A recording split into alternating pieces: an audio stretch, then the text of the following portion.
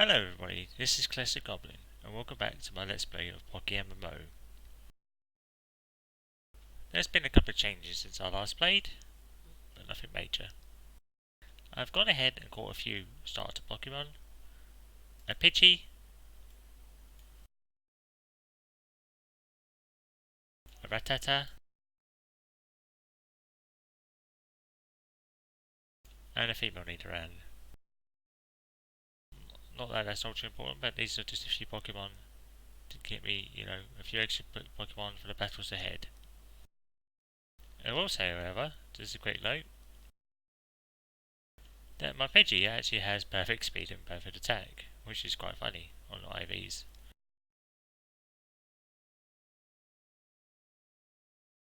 I currently only have a few Pokeballs left. I think, I do believe it's only 3? Yes, 3. Which I will be saving for Viridian Forest and I hope that I get a Pikachu. On a side note, I just thought I'd quickly mention some of the other interface bits. Up here, for example, you can see there's a time of day. The game does have a night and day cycle, which does affect some Pokemon that spawn. For example, at night time, on Route 1, you get Hoot Hoot. There are no Pidgeys at night. There's Rattata and Hoot Hoot. During the day is Pidgey and Rattata.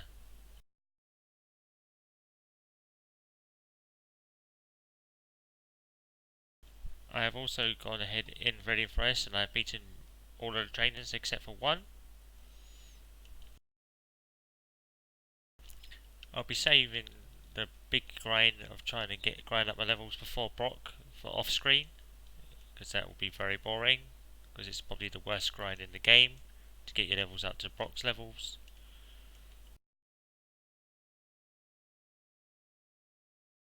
I will say in this game that the gym battles and Elite Four are harder than regular games slightly, in the sense that they have specific counters to their counter. So for example, Lieutenant Surge, you might use a Pikachu, and the Pikachu might have Grass Knot, because that will counter the ground type Pokemon that you might traditionally use against Surge to counter his electricity, and Elite Four is the same. This is the only trainer I didn't beat, so let's just beat it. Need to get money for some extra Pokeballs, potions, etc.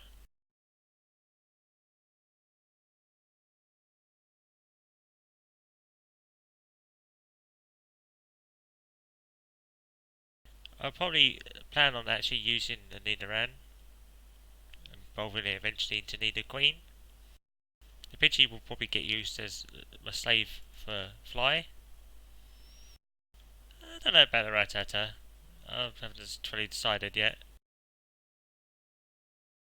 Be interested to try and get one through the storyline.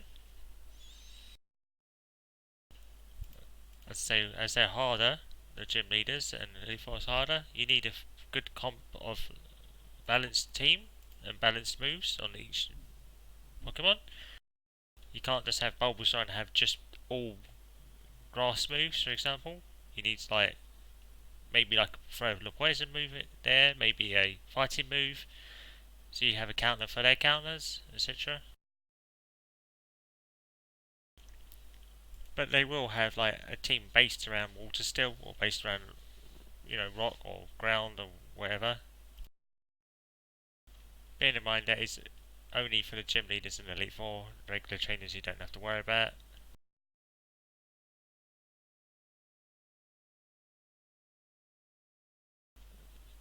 And as I mentioned, Pikachu is in the Viridian Forest in the Pokemmo. And technically, obviously, there isn't a chance to see that guy's got one there. There's a chance of catching it in any of the grass. However, over the years of playing, I found that's not is entirely accurate. I'll show you what I mean when I get out of here.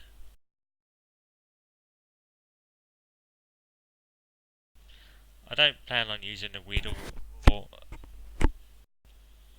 a Beedrill or Battle 3 in my playthrough. I might get them at a later point for the Pokédex, but we don't really know right now.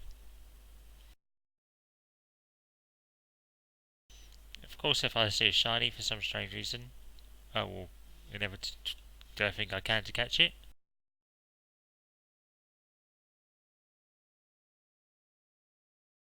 Anyway, Pikachu's best chance is in this grass at the end. For some strange reason, it spawns best in this set of grass. Its spawn rate is 5%, so don't expect one to come straight away. But it's good to get Pikachu so you can have a backup versus Misty.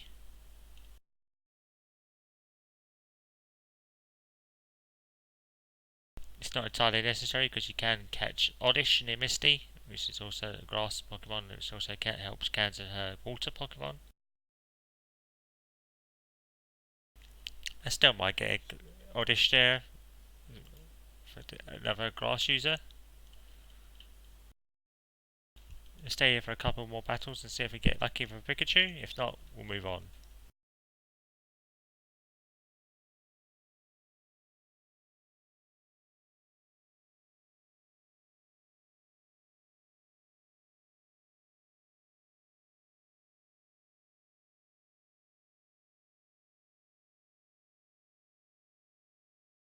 You'll also notice in the top left, it says the name of the place you're in, and then it'll say CH1 or CH whatever. That's the channel you're in, which signifies, should I say, what other.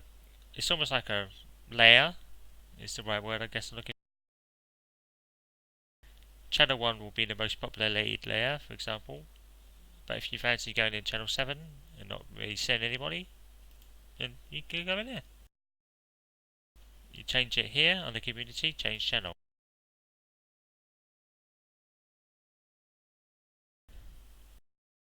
So for example, you have to be in the right layer to trade with someone. If you was in channel 1 and your friend was in channel 3, you wouldn't be able to see each other, so you'd have to change channel to be in the right channel to trade with your friend.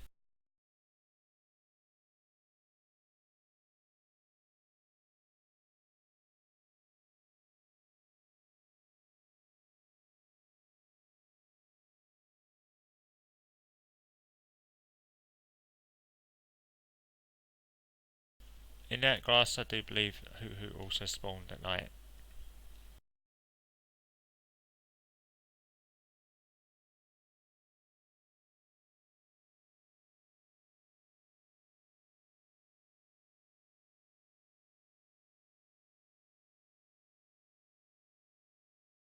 As I say now, I'm going to have to do some serious grinding to get my Pokemon up to levels to be able to beat Brock.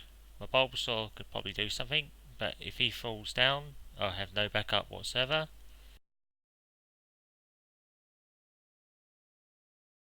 I'm going to go buy a couple of potions.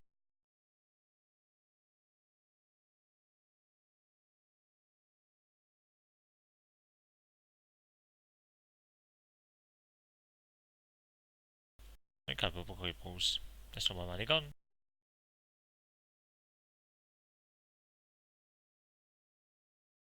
So, you may notice I'm not running. That's because I don't currently have the running shoes.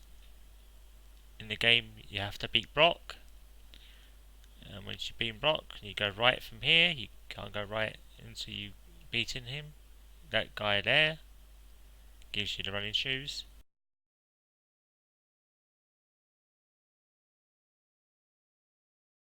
And there's the museum at the top. That's where you revive the fossils in Kanto. The old Amber and Pterodactyl. And the claw, the helix fossil or whatever, dome fossil. Yeah.